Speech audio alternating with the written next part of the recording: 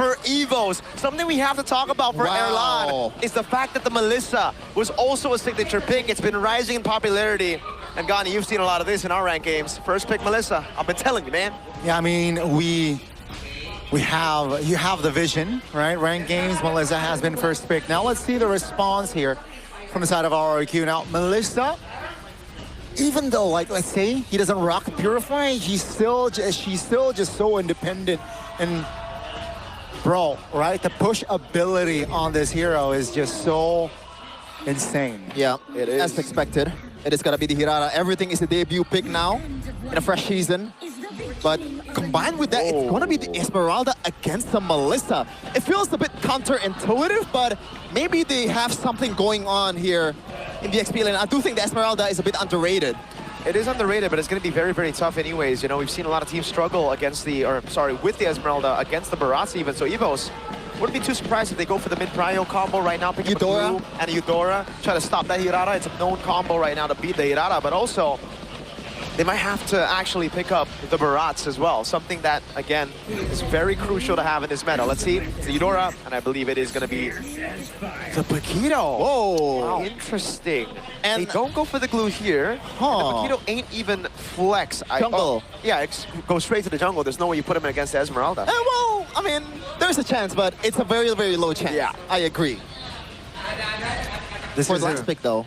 This is such a like a historical head-to-head as well, right? Coach Aldo going up against Coach Audi, and now with the Eudora, it's going to be, at least it adds pressure towards the lineup of RRQ. You cannot go in recklessly, but here comes Claude, right? A hero, again, a marksman that is independent in the gold lane.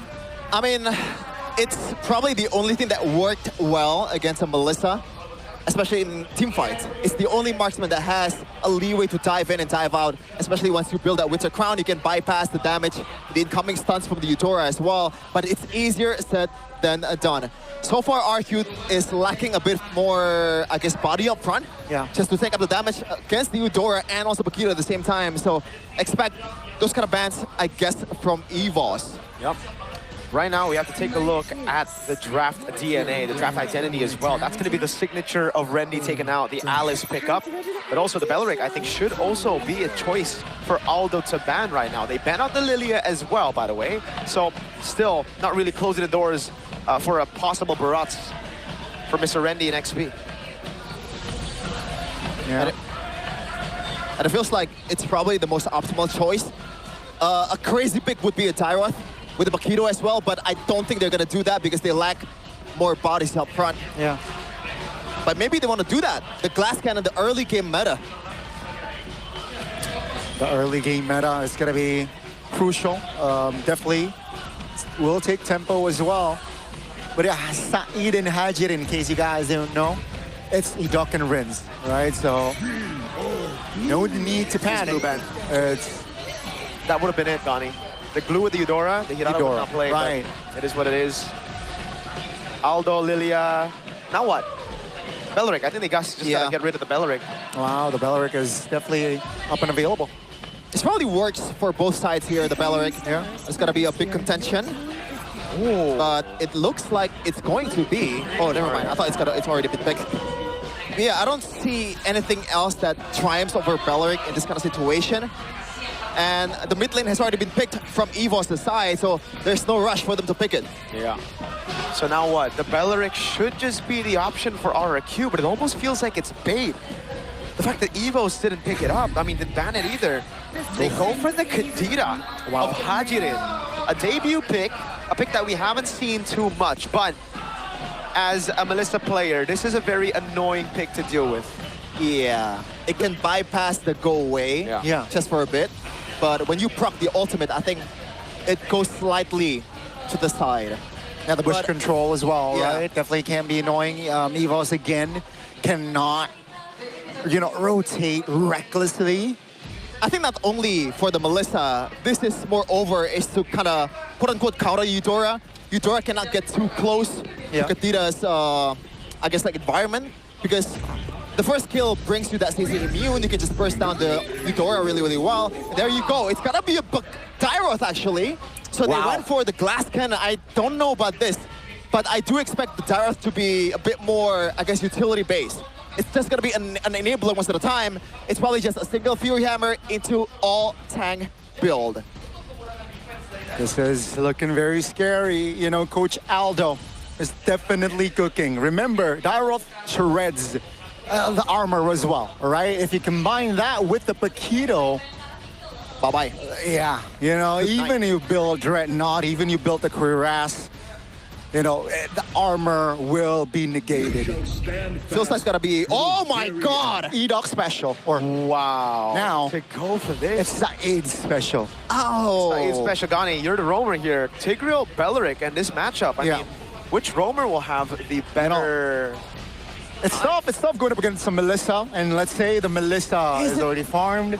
I think I remember a certain playoff game with Brands on a Melissa against a Tigreal. I don't remember exactly what game was it. I think it's EVOS versus Alter Ego in Season 11 where Brands completely negated the late game potential of Tigreal. He completely defended the base all by himself through micro skills. The perfect go-away procs that evaded all those ultimates from the Tigreal. But we'll see though, it's Edoc. Those questions will be answered by Saeed, not Edoc, and maybe Hajirin on the Kadira. Coach Adi in his debut back. The comeback season for Adi and Caleb after their stint in Malaysia. Will they be able to bring RRQ back to the top, or will Coach Aldo with EVOS stay on that win streak? Ladies and gentlemen, welcome to the opening match of MPL Indonesia Season 18. It's time for the Classic Derby. It is round one, folks, and Lanadon, here we go. Will the White Tigers continue the trend of the Classic Derby wins, or perhaps this time with DK, that's Demon Kite? Perhaps that pattern will break. Yep, Joshua is taking a bit of beating here, but it's all good. Against the Tyroth, you will lose a lot of HP, especially once the Paquito is a bit more online. You secure that Fury Hammer in the early game. That should be good for EVOS. But RRQ, I feel like in this early of a game, they have to be a bit more conservative with the way they play, because they are a very old reliant composition. If you missed out on a single skill, then it's all GG. We only have one vote for RRQ. Sorry to cut you off there, but that is still very odd to see, Shefin. But that's, it's Pak Pulung. So Pak Pulung thinks that EVOS will win. Oh, yeah, you're right. That's how it works. Fortunately. The twist. First minute is in, folks. Nothing too crazy. You know, no spells are open. Well, at least not the Retribution, but apart from the Retribution, but you know, talents-wise, or anything stood out. Yeah, just what I said earlier, Randy is rocking a pure enabler utility build here as Alberttt. Just a bit of poke. So it's going to be a tank emblem with the Brave Smite. So a full-on trying to survive kind of mentality here for this Tyroth and let Alberttt cook most of the time. But the problem is, once again, RRQ, they're a window-based composition, obviously very reliant on the ultimate, but at the same time, this tower also works the same. That's a Petrify, finding Mueza, immobilized as well. Here comes Alberttt from another flank. That's going to be Saeed taken very low. Pops the flicker to get out. No first blood just yet. Whoa. But this looks like an open turtle for EVOS. That's going to be Joshua popping the Purify as well. A big win there from that fight. And it's for EVOS with the tempo back again. If we take a look at Randy and this EVOS lineup, they really love to play around that tempo. Erlan on the weak side, that's what makes them good. And again on this Melissa, it's going to be a tough question to ask for Arthur, even if you're in a winning matchup, to push him through. Not just Arthur, man. Even Hajirin and also Saeed as well. It's a Purify Melissa with a go away. There's no way you're going through that. Oh, that's the Wraith of Drichel locking Hajirin into place. And that's going to be first blood here for Alberttt. Damn. I mean, EVOS, I mean, classic Mueza, even in Dewa, there are a lot of questions about this transfer, but one thing's for sure, though, early on in the season, he's always good. It's the later half of the season, that consistency that becomes more of a question for Mr. Mueza. But it's EVOS really just capitalizing on this early win, pushing through into the jungle, and giving Erlan all the space he needs to out-lane Arthur. Again, this was a big point of discussion. putting Arthur in a lane against Erlan on the signature pick. Saeed. Uh-oh, here's time. Seems like RRQ will strike back. They find a kill. In the mid lane, EVOS cannot find a trade there, so it's a 1-for-1 though. It's just the roamer from EVOS, Mueza, who got taken down. But at least the timer works for RRQ because they can just cycle to the turtle fight. Arthur, though, taking a lot of beating here. Yeah, the gold lane, but Poplar, right? Purify. That's going to be Alberttt, though, looking for an engage. Doesn't find the connection. Erlan popped the ult. So, again, it's just a trade of skills. I feel like it really depends on who strikes first here in this kind of composition for both sides. Oh man, Randy didn't even build the Fury Hammer. It's a full-on utility Darroth here with the Silenced Robe. Aside from that, nothing too crazy from the looks of it. Yeah. And yeah, nothing too crazy. It took the keys to victory to heart. Play for Alberttt. Give him space, enable him. The Darroth pick was exactly what they wanted to go for. I mean, according to the keys to victory, right? Alberttt gets a little bit of physical defense shred from Rendy's second skill. The whole team plays in peel as well. So even if RRQ try to re-engage, Erlan's going to be there with a go-away to stop this implosion. And that's why for Saeed, it's crucial for him to find the right moment, to wait for everything to be used. And now it's up to RRQ. Mueza! Wow! That's the stop right there. Mueza finding the right timing. Here comes the Kadita looking for an engage. That's a knock up on towards the roamer though, but here comes EVOS. The rest of the players, Humankind doesn't find the connection. Ajin taken down twice this game. DK now shoot away by Rendy. Open turtle again for the White Tigers. This is a stomp of a fight as Mueza starts things out. RRQ weren't ready for that setup. And now they go on to Arthur! Oh no, 2v1. Saeed is there to cover. Here comes the implosion. Finds two. Whoa. Arthur goes down regardless. It's a 2-for-1. Finally, a favorable trade for RRQ. It's favorable, but I feel like it's still worth it for EVOS. Look at instant conversion from Alberttt up top, and it was Erlan who was able to stay alive. Yeah, not looking good at all for RRQ right now. You cannot conceal out of the wrath of the Dryad, man. Mueza has been very trigger happy, and for a good reason. Whoever strikes first will almost guarantee the victory, and unless you mess up on the engage. This is a Tigreal versus a Beleric matchup, a roam off in this classic derby. That's why we brought it up before the game started. You know, who's going to have a better time, the Beleric or the Tigreal? And so far, if you look at the KDA, you'd say maybe it's 50-50, but no. Mueza's been the man to set things up also brilliantly for Erlan, for DrianW to get these sets. And then Rendy comes in as the executioner, where you would think it was going to be the Paquito. Yeah, that's the thing, man. Beleric, you can play it actively with the Flicker as well, but in terms of playing it reactively, I feel like Beleric triumphed just a little bit over the Tigreal, especially with the amount of tankiness that Beleric has compared to the Tigreal, so they can be a bit more flexible with the way they play EVOS. Now it's very difficult. Hirara to... Oh, Drian helping you.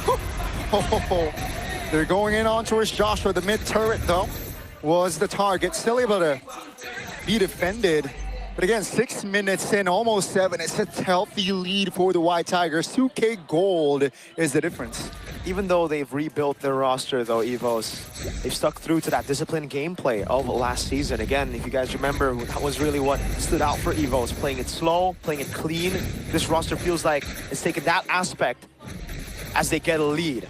At the start of the game, they're willing to take these risks. They're willing to push in, and now they're holding the turtle hostage. RRQ, they don't know what to do. They send Arthur down below, and Rendy's gonna open up. Yeah, finds Saeed and Joshua. Hajin looking to find a repositions here. Saeed. Oh, the jump from the Darroth here. Rendy looking to provide damage. Again, it's a perfect turtle for the White Tigers. Joshua looking to find space, gets away, no casualty, but it's just another objective win for EVOS. That's kind of insane, man.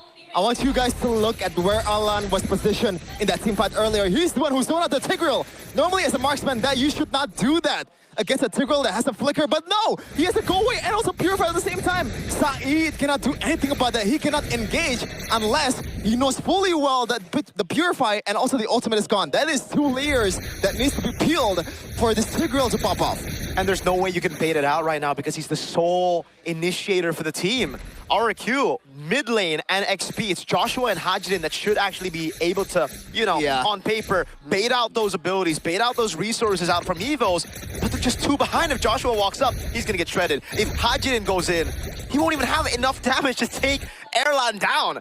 Bro's chilling in the back. This is supposed to be a good pick against the Melissa, but not if you lose out on mid-prio. We have to go back to the fundamentals now, right? The Tigreal, the Kadita in a teamfight scenario can be great, but they lose out too hard in their own lanes. They're gonna be too far behind to actually even threaten anyone from EVOS. Yeah, and layering the CC is not even an option for RRQ right now. Especially if Mueza does a good job in peeling for his team.